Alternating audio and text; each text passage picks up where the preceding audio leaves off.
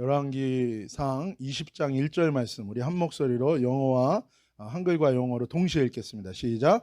아람의 베나닷 왕이 그의 군대를 다 모으니 왕 32명이 그와 함께 있고 또 말과 병거들이 있더라. 이에 올라가서 사마리아를 에워싸고 그곳을 치며 아멘. 아멘을 할 내용은 아니죠. 왜냐하면 아람이 다 연합해서 지금 북이스라엘의 수도인 사마리아를 이제 함락 직전에 포위한 것이죠. 아람 왕이 벤하닷이 북이스라엘을 공격합니다. 이 아람은 이 지도에 있는 것처럼 지금으로 치면은 이 시리아 지역이죠. 사실 북이스라엘 왕국을 많이 괴롭혔습니다. 본문에 나오는 이 베나닷 왕은 정확하게는 베나닷 2세 하닷 에제르라는 사람입니다. 이 베나닷이라는 이름은 하다드의 아들이란 뜻이에요. 이 하다드는 바로 이 아람에서 섬기는 태양신의 이름이었어요.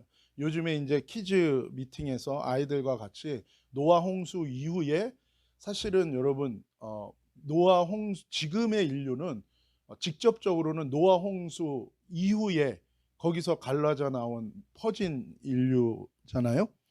그렇기 때문에 사실 이 인류는 여호와 하나님을 아는 게 당연한 거예요. 그렇죠? 노아의 홍수를 경험했고 그 홍수에서 살아남은 8명의 이 가족이 지금의 인류를 형성했기 때문에 지금 인류는 여호와 하나님을 모를 수가 없는 거죠. 그런데 지금 인류를 보면 그냥 사람들을 보면 여호와 하나님을 모르는 게 당연한 것으로 되어 있어요. 그 어떻게 이렇게 8명의 하나님의 심판을 경험하고 하나님의 구원을 경험하고 그 구원에서 나오자마자 여호와 하나님께 번제를 드리면서 여호와 하나님 다시는 물로 심판하지 않겠다는 그 무지개의 사인을 보면서 시작된 이 인류가 어떻게 이렇게 여호와 하나님을 모르는 게 당연하게 이렇게 바뀌었는지에 대해서 노아 홍수 이후로 어떻게 타락했고 어떻게 하나님을 반역했고 그리고 어떻게 여러 가지 종교와 신들이 시작됐는지에 대해서 아이들과 나누고 있어요. 그런데 그 중에 바로 이제 첫 번째로 이들이 만든 그 신이 바로 태양신이죠. 그래서 사실 이 첫 번째 이 니므롯 이후에 그 모든 세미라미스라든지 이 아난나라든지 이런 이름들 이 탐무스 이 이후로 나오는 모든 신들이 그것으로부터 시작해서 각 나라에 가면서 여러 가지 형태로 변형되지만 그 본질은 똑같아요. 그런데 그 중에 하나가 이 태양신을 섬기는 거죠. 그래서 이 아람 왕도 하다드의 아들, 바로 하다드의 경배자 혹은 하다드의 권위를 가진 자라는 의미예요. 이 베나닷 2세가 이 하나님의 백성인 북이스라엘 왕국 사마리아를 공격한 것입니다. 여기 보면 한 왕국인데 32명의 왕이 왔다고 얘기해요. 왜냐하면 다른 중앙집권적인 그 나라들과 다르게 이 아람은 소규모 도시국가 연합체였어요. 그래서 32개 도시의 왕들이 연합체였고 이 베나닷을 중심으로 이 연합체가 한꺼번에 총공격을 감행한 거예요. 그래서 북이스라엘이 감당할 수 없는 큰 병력으로 이 수도 사마리아를 포위하고 이제 함락 직전인 위기 가운데 놓이게 된 것입니다. 우리 2절에서부터 6절까지는 좀 글씨가 작지만 우리 한 목소리로 함께 읽읍시다. 시작. 사자들을 성 안에 있는 이스라엘의 아왕에게 보내 이르기를 베나닷이 그에게 이르되 내 은금은 내 것이요 내 아내들과 내 자녀들의 아름다운 자도 내 것이니라 하며 이스라엘의 왕이 대답하여 말하기를 내 주 왕이여 왕의 말씀과 같이 나와 내 것은 다 왕의 것이니이다 하였더니 사신들이 다시 와서 이르되 베나닷이 이르노라 내가 이미 내게 사람을 보내어 말하기를 너는 내 은금과 아내들과 자녀들을 내게 넘기라 하였거니와 내일 이맘때에 내가 내 신하들을 내게 보내리니 그들이 내 집과 내 신하들의 집을 수색하여 내 눈이 기뻐하는 것을 그들의 손으로 잡아 가져가리라 한지라. 지금 이 2절에 보면 베나닷이 메신저를 보내요. 아합에게. 그래서 항복을 강요하면서 항복 조건을 제시하는 겁니다. 3절에 보면 모든 은금, 이 재산을 다 몰수하겠다는 거예요. 그리고 이 왕족의 아내들과 자녀들 중에 아름답고 뛰어난 자들을 다 빼앗겠다고 요구하는 거예요. 4절에 보면 아합은 도저히 이 전쟁을 해서는 이길 수 없는 상황이기 때문에 절망적인 상황이라서 그 요구를 다 수용합니다. 그랬더니 거기서 끝나지 않아요. 5절과 6절에 보면 다시 베나닷의 메신저들이 와서 새로운 조건을 제시하는 거예요. 그게 뭡니까? 왕족들만 아니라 이 신하들의 집도 수색해서 보기에 좋은 것들은 다 가져가겠다는 거예요. 한마디로 타협이 없는 겁니다. 그냥 다 쓸어가겠다는 거예요. 그냥 완전히 토들리 망하게 만들겠다는 거죠. 여러분, 이 본질을 양보할 수는 없는 거예요. 이 타협해서 될 게 있고 타협해서 안 될 게 있어요.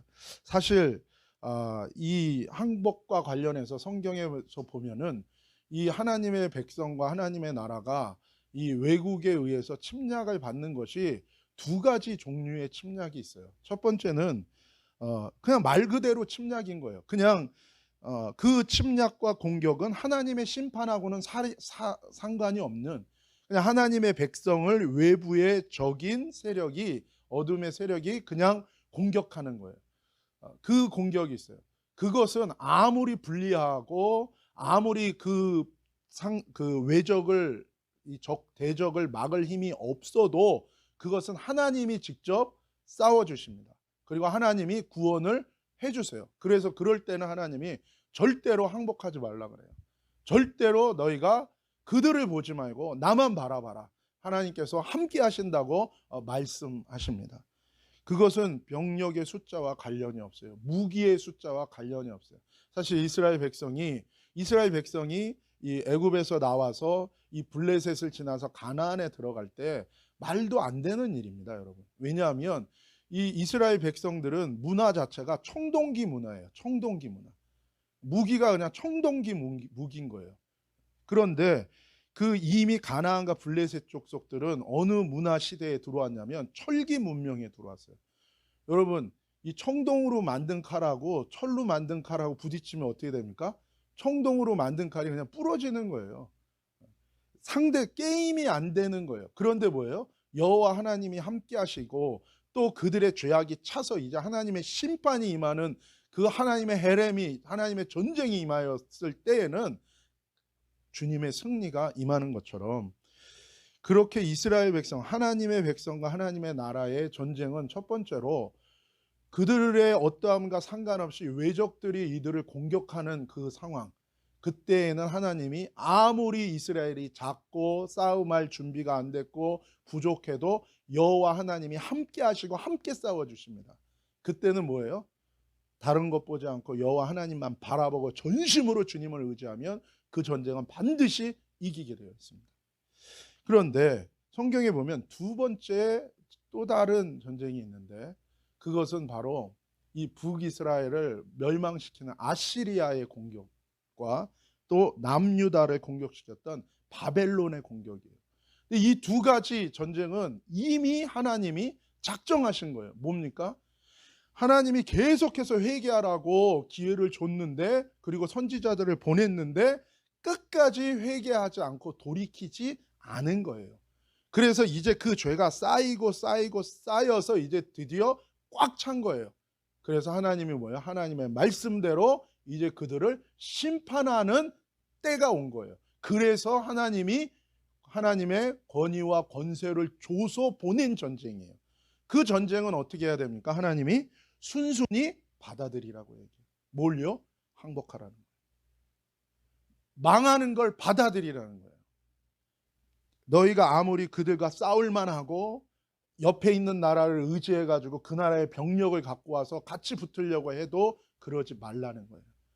이것은 내가 너희에게 작정한 너희의 죄로 인한 나의 심판이기 때문에 그럴 때는 하나님이 뭐라 그럽니까? 싸우지 말고 받아들이라는 거예요.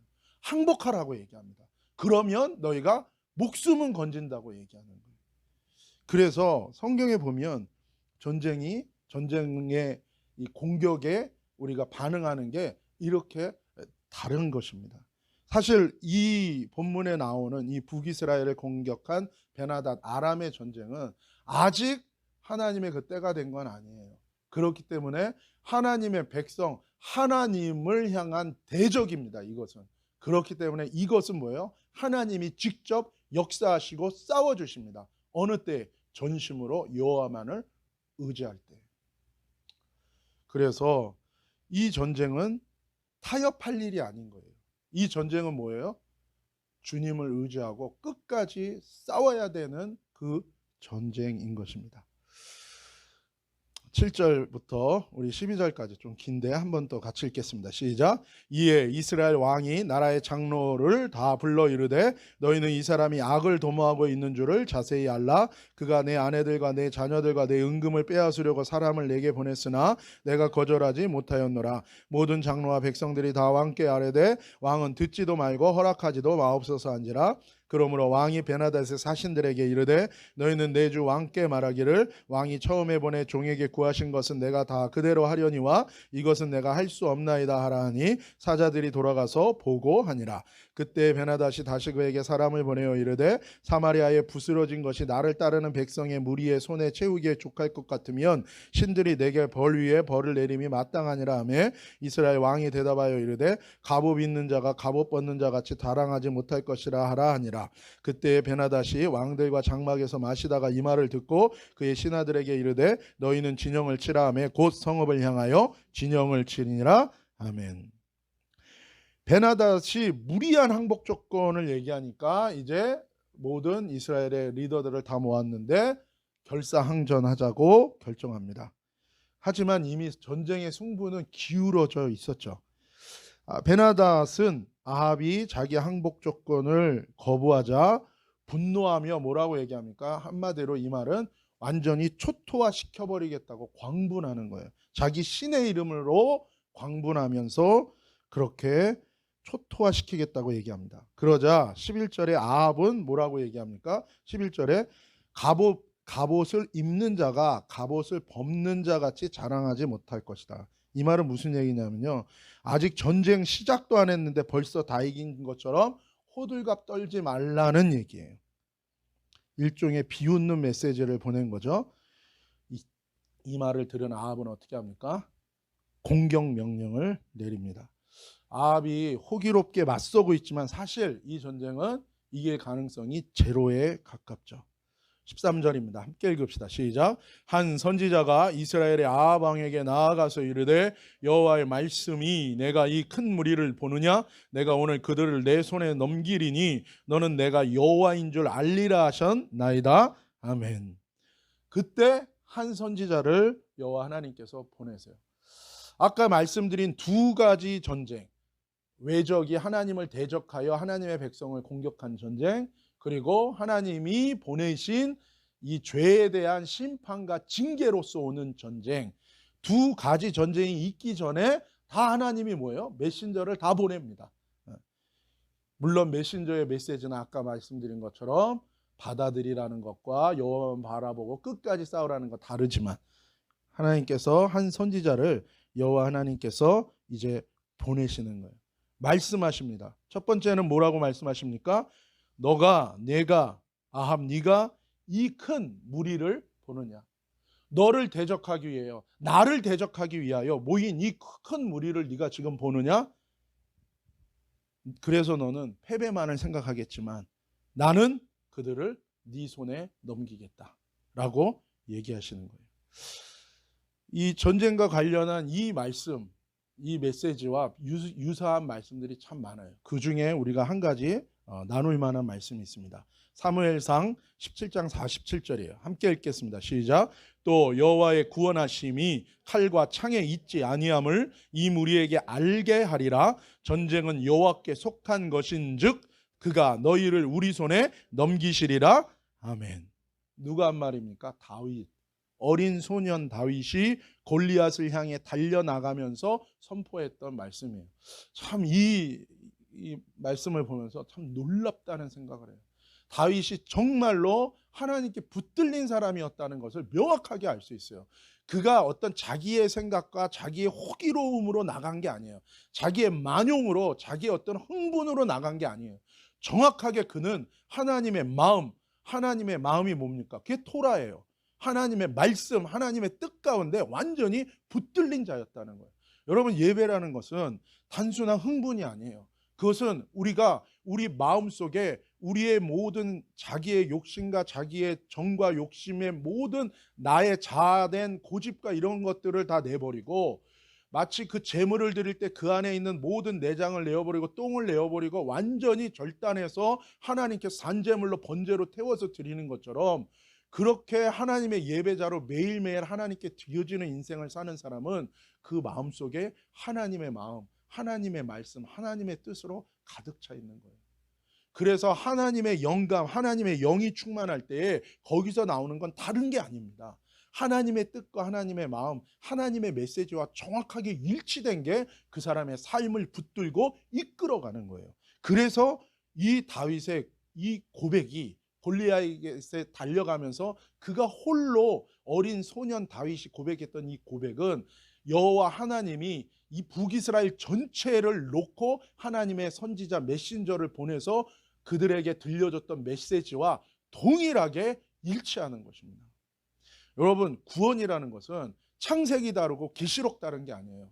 하나님 안에서 회개하여 예수 그리스도의 믿음으로, 생명의 그 믿음으로 변화된 사람의 가운데 주신 그 생명과 그 마음과 새 생명과 새로운 인격과 하나님 주신 그 믿음은요, 동일한 것입니다. 동일한 것. 여호와의 구원하심은 칼과 창에 달린 것이 아니라 전쟁이 여호와께 속한 것이라는 거예요. 여호와 하나님께 모든 승리가 달렸다는 거예요. 그래서 여호와께서 너희를 우리 손에 넘기실 것이다 라고 고백하고 있는 거예요. 아합을 죽이고 나라를 공격해 멸망시키려고 모여든 이 원수의 큰 군대 규모만을 보는 게 아니라 주님께서는 얘기하시는 거예요. 너는 지금 무엇을 보고 있느냐는 거예요. 네 눈은 지금 무엇을 보고 있느냐? 너는 지금 어디에 너의 모든 삶의 포커스가 맞춰져 있냐는 거예요. 주님이 그것을 우리에게 요구하시는 거예요. 여러분, 우리의 신앙생활이라는 게 결국 무엇입니까? 내가 모든 내 삶의 모든 것의 초점을 어디에 두고 있느냐의 문제라는 거예요. 진정한 예배라는 것은 무엇입니까? 내 모든 삶의 모든 것을 다하여 주님을 향하는 거예요. 그렇게 돌이키는 거예요. 하나님이 일주일에 한 번 시간을, 자신의 일상을 멈추고 하나님께 나와서 이런 다시금 리셋하라는 거예요. 하나님이 너의 생명의 근원이 내게로부터 나가지 않았느냐? 이제까지 살아온 너의 모든 것이 나로 말미암은 것이 아니냐? 그렇기 때문에 너는 이 한 주간의 삶을 멈추고 내게 나오라고 주님이 말씀하시는 것처럼, 하나님은 여기서 멈추어 서서 긴박해요. 이제 공격하려고, 완전히 함락시키려고 진치고 이제 막 들어오려고 밀어닥치는 그 순간에 주님이 말씀하시는 거예요. 너는 그 자리에 서서 나를 바라보라고 주님이 말씀하시는 것입니다. 여러분, 이게 우리의 회개의 포인트예요. 이게 회개의 포인트예요. 그분이 주권자고, 그분이 주인이고, 그분이 창조주고, 그분이 심판주고, 그분이 구원자예요. 내가 가진 모든 것이 다 경각에 달리고 내가 벼랑 끝에 설 때라도 우리는 그 자리에서 어떤 믿음이냐면, 벼랑 끝에 서는 용기와 벼랑 끝에 서는 믿음과 벼랑 끝에 서는 하나님을 향한 온전한 회개가 우리에게 있어야 된다는 거예요. 거기에서 우리는 주님께 다시금 사로잡히게 되는 것입니다. 그런데 문제는요, 이런 고백과 이런 내용을 우리가 다 알잖아요. 그런데 왜 실제 나의 삶 속에서 이런 여호와의 승리가 오지 않느냐는 거예요. 문제는 우리의 내면에 있는 것입니다. 문제는 무엇입니까? 우리가 내면에 어떠함에서 자꾸만 넘어지고 있는 거예요. 하나님이 은혜를 우리에게 다 주셨잖아요. 그런데 왜 이 승리가 내 삶 가운데 일어나지 않느냐? 왜 이 거룩이 내 삶 가운데 계속해서 체화되지 않는가? 그것은 어디에 있습니까? 우리가 계속해서 어떤 것에 쥐고 있는 거예요. 무엇입니까? 내 내면에서 넘어지고 있는 거예요. 악한 일을 하지 않으려는 것뿐만 아니라 믿음으로 살려고 하는 것뿐만 아니라 악한 사람이 되어서는 안 되는 것입니다. 내 내면에 악을 계속 품고 살아서는 안 되는 거예요. 믿음의 사람이 되어야 되는 거예요. 내 내면에 믿음이 있어야 되는 거예요. 사람 보기에 어떠함을 넘어서서 우리 중심을 보시는 하나님 보시기에 합당해야 된다는 거예요. 믿음이 있는 것 같은데 내 속에는 믿음이 없다는 거예요. 여전히 내 속 중심이 변화받지 못하고 내 속 중심에는 믿음이 없는 거예요. 자아가 죽고 거듭나지 못한 채로 변죽만 올리는 믿음으로 우리가 살아가고 있기 때문에 문제가 되는 것입니다. 그것을 예수님은 뭐라고 말씀하셨습니까? 회칠한 무덤과 같다고 얘기한 거예요. 그게 히포크릿, 가증하고 위선이라는 거예요. 그게 위선하는 자, 히포크릿 하는 자들이 받는 심판에 처하게 된다라고 얘기한 거예요. 그것은 무엇입니까? 은혜는 계속 받는데 이 은혜 가운데서 내 내면의 속 깊은 곳이 변화되지 않는 채로 계속해서 살아간다는 거예요. 그럴 때 우리는 영적인 방황을 하고 있는 거예요. 죄악이 내 내면에 여전히 존재하고 있는, 남겨둔 내 안에 처리하지 못한 열국이 내 안에 가득 있다는 거예요. 믿음이 나의 내면에 텅 비어 있는 진정한 회개하지 않은 내면과 믿음의 소유자이기 때문에 그렇다는 것입니다. 우리 내면에 악하고 거짓된 혀가 여전히 있는 거예요. 우리 내면에 욕정에 가득 찬 눈이 여전히 있는 거예요. 우리 내면에 도둑질하는 손이 우리 내면에 여전히 남아 있는 거예요. 회개한 믿음의 혀, 회개한 믿음의 눈, 회개한 믿음의 손이 우리에게 필요한 것입니다. 그래서 사단은 그것을 잘 알기 때문에 우리의 육적인 눈을 자극하는 게 아니라 우리 내면에 여전히 더러운 심령의 내면을 자극해서 더러운 창을 통해 보게 하고 결정하고 선택하고 움직이게 만들기 때문에 우리가 넘어진다는 거예요. 다윗은 이 내면의 회개와 내면의 거룩과 이 내면의 믿음, 이 내면의 변화된 거룩한 마음이 그에게 이루어진 거예요. 온전한 예배자로 나를 산 제물로 드리는 그 예배는요, 결국에 이 내면까지 들어가는 거예요. 우리가 흔히 우리의 삶의 습관을 바꾼다 그러는데 그것은 다른 말로 표현하면 뭡니까? 내 내면이 주님 안에서 단련되어지는 것과 동일한 것입니다. 구원이 여호와께 있음을 내면에서부터 다윗은 믿었고 골리앗에게 물맷돌을 던져서 쓰러뜨릴 수 있었던 거예요. 여러분, 우리가 죄와 세상을 이기는 방법 중에 가장 중요한 것이 무엇입니까? 우리의 이 내면에서부터 시작돼야 된다고 주님은 말씀하시는 거예요. 여기서 단순히 너는 저 모인 무리만 보지 말고 여호와를 보라는 말씀은 무엇입니까? 단순히 외적인 눈으로 주님을 문제 해결을 위해서 잠깐 봤다가 또 잊어버리는 그런 반복적인 우리의 삶의 신앙의 패턴이 아니라 너 내면에서부터 너가 여호와를 바라보는, 여호와로 바라보는 그 믿음으로, 그 생명으로 네가 가득 차고 변화받기를 원한다는 거예요. 여러분, 그것이 이루어지는 것이 무엇입니까? 광야를 통과하여 요단을 건너가 가나안을 취하는 믿음인 것입니다. 우리가 13절 말씀 한 번 더 같이 읽겠습니다. 시작.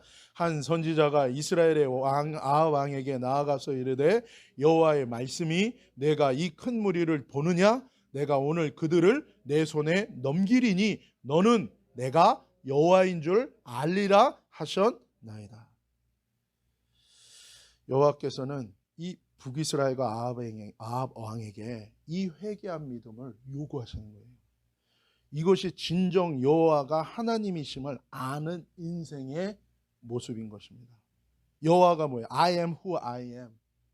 스스로 있는 자, 처음이요 마지막이신 분, 창조주, 심판주, 구원주, 만물의 근원, 나의 근원, 나의 모든 회복과 구원과 의의 기초가 되시는 분, 모든 거짓에 속은 인생이 돌아가야 되는 진리 되시는 분이시고, 우리의 영존하시는, 우리의 영원히 존재하시는 우리의 아버지시고, 이분 우리 여호와 하나님을 아는 인생이 바로 진정으로 거듭난 인생이라는 거예요. 이 거듭난 믿음이 주님이 주셔서 그렇게 거듭난 생명이 저와 여러분 이 내면에 충만하기를 주님이 원하시는 거예요. 이 여호와 하나님께 회개하여 돌이키는 은혜를 입은 자들에게 예수 그리스도의 십자가 은혜와 이 사랑의 믿음이 역사하고 생명이 역사하게 된다는 것입니다. 여러분, 그럴 때 이 승리가 우리 삶 속에서 이루어지게 되는 거예요. 매일의 삶 속에서 우리가 기도하고 매일의 삶 속에서 하나님의 말씀을 붙들고 순종하는 가운데 주님께서는 어디를 만지십니까? 이 내면을 주님은 바꾸시기를 원하시는 거예요. 안 그러면 계속해서 공격당해요. 안 그러면 계속해서 내 삶이 결단이 있고 내 마음은 있는데 내가 계속해서 내 육신이 넘어지는 이유는 이 내면의 회개와 이 내면에서부터 하나님이 주시는 변화가 내 삶에 이루어져야 사단으로 하여금 틈을 주지 않는 믿음과 생명 가운데로 서게 되는 것입니다. 사랑하는 여러분, 이 팬데믹 시대에 저와 여러분이 기도와 말씀으로 회개하면서 여호와 하나님께로 돌이킬 때 예수 그리스도의 믿음으로 우리 내면의 변화를 주님은 일으키실 거예요. 그럴 때 어떤 폭풍이 와도 어떤 재앙이 와도 우리가 흔들리지 않고 주님의 인도하심을 받으며 승리하는 저와 여러분이 되실 줄로 믿습니다. 이번 한 주간이 여러 난리와 여러 가지 소식을 듣는 가운데 내 내면을 다시 한번 주님의 앞에서 다 갈아엎으며 묵은 땅을 기경하듯이 그렇게 다시 한번 주님 안에 내 모든 은밀한 것들을 다 주님 앞에 드러나고 새로워지는 하나님의 만지심을 경험하는, 그리고 변화를 경험하는 이 한 주간이 되시기를 예수님의 이름으로 축복합니다. 함께 기도하시겠습니다. 아버지 하나님, 감사합니다. 하나님의 사람들 한 명 한 명을 하나님 붙들어 주시옵소서. 하나님 아버지요, 그렇습니다. 너는 무엇을 보느냐? 여호와 하나님이 모든 것을 주관하심을 너는 바라보라는 주님의 음성 가운데서 하나님, 여전히 내가 주님을 믿지 못하고 여전히 하나님께로 돌이키지 못하고 여전히 사단으로 하여금 나를 공격하고 속이게 만들고 나를 뒤집어 엎는 내 내면의 틈과 어두움과 여전히 변화되지 않은 모든 것들을 주님 앞에 다 내려놓고 주님 안에 변화받고 깨지기를 원하고 죽기를 원하오니 주여 우리들을 붙드시고 인도하여 주옵소서. 함께하여 주옵소서. 예수님의 이름으로 감사하며 기도 올리옵나이다. 아멘.